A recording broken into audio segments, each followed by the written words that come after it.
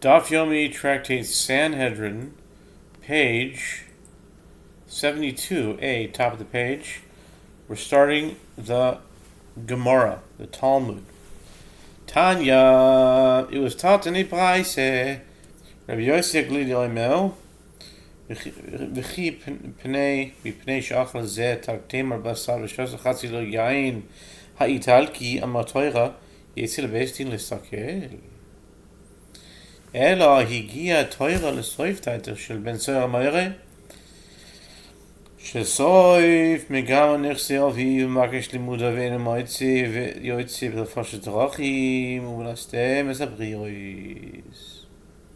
It's taught in a Braita that further elaborates on the words of the Mishnah. Rabbi Yossi Glili says, is it simply due to the fact that the boy ate a tartamar of meat and drank a half log of Italian wine that the Torah states that he has to be taken out to be stoned?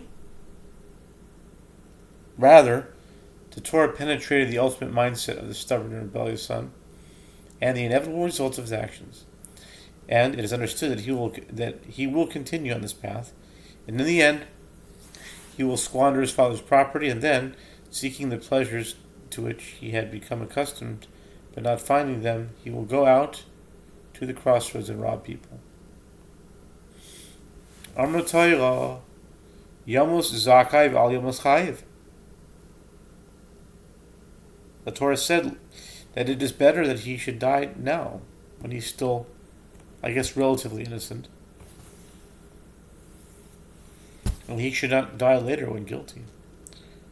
Shemisasin Sherashoyim Hanolahen V'Noleoilam Tzadikim Ralehem Raleoilam Shein Aviyayin Noshoyim Hanolahen V'Noleoilam Tzadikim Ralehem Raleoilam Shekel Noshoyim Ralehem Raleoilam V'Tzadikim Hanolahem V'Noleoilam Pizur Lerashoyim Hanolahem V'Noleoilam V'Tzadikim Ralehem Raleoilam. What does that mean? It means exactly this. The Torah said that this is because the death of the wicked is beneficial to them and beneficial to the world, obvious, right? While the death of the righteous is detrimental to them and detrimental to the world. I don't know that it's necessarily true. I don't agree with that. The death of the righteous is not detrimental to the righteous. They go to heaven. Why is it detrimental to them? Very good for righteous. Maybe it's detrimental to the world. They're not. We don't benefit physically from them, their presence, but spiritually, okay. Anyway, that's what they say. The sleep and wine of the wicked is beneficial to them and beneficial to the world, while the righteous, it's detrimental to them and detrimental to the world. The tranquility of the wicked is detrimental to them and detrimental to the world, while the tranquility of the righteous is beneficial to them and beneficial to the world. The dispersal of the wicked is beneficial to them and beneficial to the world, while the dispersal of the righteous is detrimental to them and detrimental to the world. New Mishnah. Abba b'machteres nidon al shem Sofer.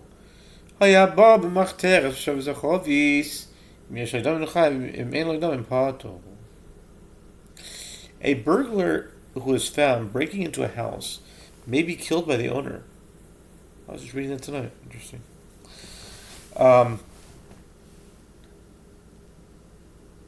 May be killed by the owner of the house with impunity. See Exodus 22, verse 1.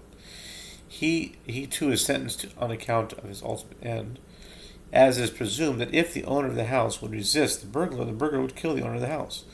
If the burglar was breaking into a house and, in the course of doing so, he broke a barrel, if there is blood guiltiness for killing him, meaning if the homeowner would be liable for killing him, the burglar is liable to pay for the value of the barrel.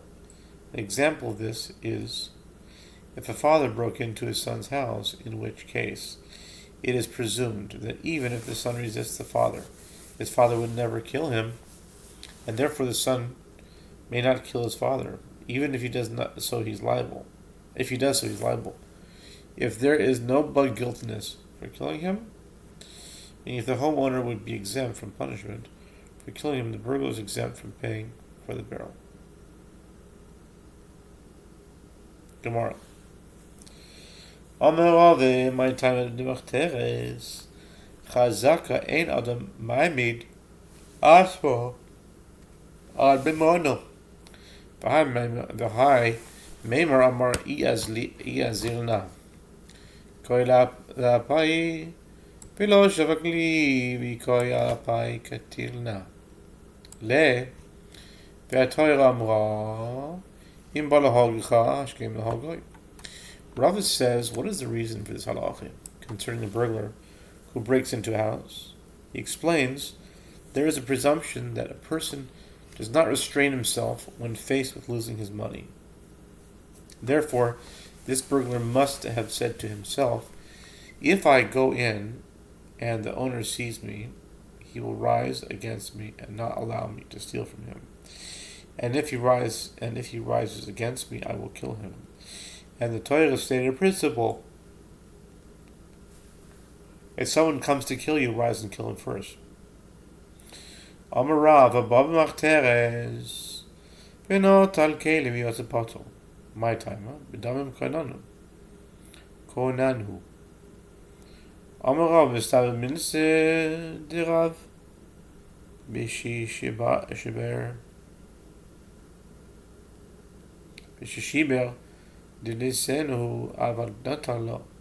Rav says, if a burglar broke into a house and took certain vessels, and then he left and was caught only afterward, he's exempt from the obligation to pay restitution of the vessels. What is the reason? He acquired the vessels with his blood. When he broke into the house, he risked his life, as the owner could have killed him. This gave risk that he took exempts him. This grave risk that he took exempts him from any other more lenient punishments that could otherwise have been imposed upon him, including the obligation to pay restitution. Rava says Rav's statement is reasonable in a case where he broke the vessels in the course of robbing, so that they no longer exist, and the issue is only whether he has to pay for them. But if he took the vessels and they are still extant, Rav's ruling does not apply. Okay, this is what I don't get. I don't understand why the Gemara says Vaha Elokim. I don't get this. By God, I mean it seems to be using Hashem's name in an unnecessary way.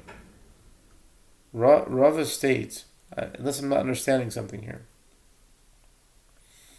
The Gemara comments. Okay, Rav states his ruling, even with regard to a case where the burglar took the vessels and they're still extant.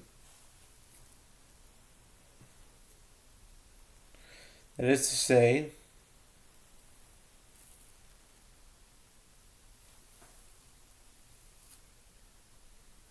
Rav himself does not distinguish between the two cases.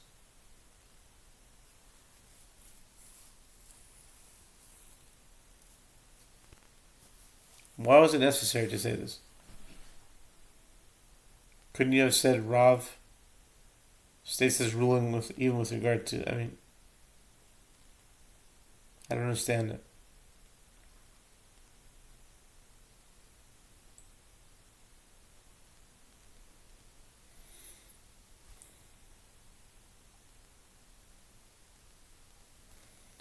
Took the vessels and there's looks, and that is to say, Rav himself does not distinguish between two cases, as in the case where there is blood guiltiness for killing him. For example, in a case where a father came to steal from his son, if an accident occurred to the vessels, the burglar is liable to pay for them. Apparently, the vessels are established in the burglar's possession, and he must pay for any damage that occurs to them here also.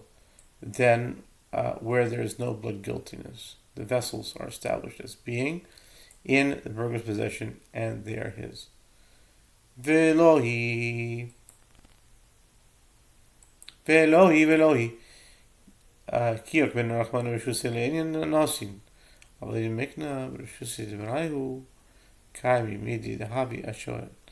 Rava explains, but this is not so, meaning there is no proof from that case that can be applied to this one.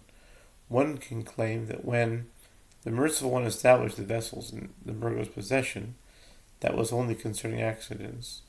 So he should be liable to pay for any damage that occurs to them. But as for ownership, they remain in the possession of their owner, just as in the case of a borrower, even though a borrower is liable to pay for the accidental damage caused. It's the item he borrowed, nevertheless, the borrowed item does not become his property. Tanan, the Gemara raises an objection against Rav. We learned in the Mishnah, Bab machteras v'shiveras achavis, yesh lo damim chayiv, ein lo damim pater, tama deshiver, dechi ein lo damim pater, hanata lo. We learned in the Mishnah that if the burglar was breaking into a house and in the course of doing so he broke a barrel, if there is blood guiltiness for killing him, the burglar is liable to pay the value of the barrel. If there is no blood guiltiness for killing him, he is exempt from paying the barrel. A precise reading of the Mishnah indicates that the reason he is exempt is that he broke the barrel, so where there is no blood guiltiness for killing him, he is exempt from paying for it. But if he took the barrel, he would not be exempt. Rather, he would be liable, counter to the ruling of Rav. Hu hadin afilu natal nami. Oh, dekatani shabar zachavis kamash malan. Dechi yesh lo damim aflagav deshi ber nami chayiv. The Gemara explains the same is true, meaning that the burglar would be exempt even if he took the barrel. And that which was taught in the Mishnah, he broke the barrel, serves to teach that even when there is blood guiltiness for killing him, then even though he broke the barrel and there's no longer an extent, he is also liable to pay for it. Shita, Mazaku, whereas there's an objection, it's obvious he's liable. He's damaged, he's causing damage. The goes like any other person who causes damage is liable to pay for it. Why I would just make a special teaching. Right? Our answers, the Mishnah teaches us that he's liable even if he broke the barrel unintentionally. That's the Chiddush here. The Gemara objects once again, what is the Mishnah teaching us with this ruling? Does it teach that the legal status of a person is always that of forewarned, and therefore he is liable even for unintentional damage? But we already learned this in a bright. The legal status of a person is always that of a forewarned. Adam Mu'adoilam. Right. I was just thinking that. Whether the damage was done intentionally or unintentionally, whether unavoidable accident or whether it was done willingly. The Gemara comments, indeed, this presents a difficulty for Rav. Right, so just just to keep it uniform, I'll say the Aramaic part of it. Ha kamash malan, afilu adishlo v'kavanat my kamash malan, adam l'olam nina, adam l'olam beim shogi, beim b'meizu beim onis beim ratzon kashi. It's a kashi and Rav. Okay. Meisiv Rav Bibi bar Abaye. Hagoyniv kis b'Shabbos chayiv. Sherein is chayiv b'geneva kodem shiavo lidei Yisrael Shabbos. Rav Bibi bar raises an objection to the ruling of Rav from a brayso. One who steals a person Shabbat and takes it out into a public domain is liable to pay for what he stole, even though he also desecrated Shabbat, which is a transgression for which one is executed by stoning. Ordinarily, one is liable to receive two punishments for the same offense, is administered only the more severe punishment, and exempt from the other one. Here, however, he is liable to pay for the purse and is executed, because he was already liable to pay for the theft as soon as he lifted the purse, and he took his place before he came to violate the prohibition of performing prohibited labor on Shabbat by carrying the person to the public domain. Okay.